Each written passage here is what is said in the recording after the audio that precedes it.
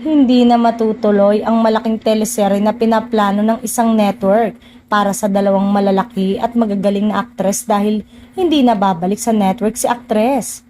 Tuluyan na pala itong umalis sa istasyon na nagbigay sa kanya ng isa sa pinakamagaganda niyang teleserye. Samantala, may posibilidad ding hindi na mag-renew ng kontrata sa network ng isa pang aktres na dapat makakasama ng naunang aktres na binanggit natin sa kadahilanan naman na babalik na sa iniwanang network.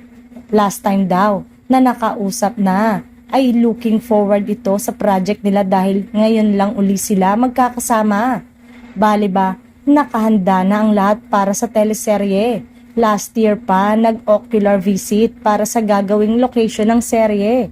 Masyadong magulo daw ang rason kung bakit hindi na babalik sa iniwanang network si aktres at maraming involved na tao. Sayang at hindi natuloy ang big project nilang dalawa na magkasama.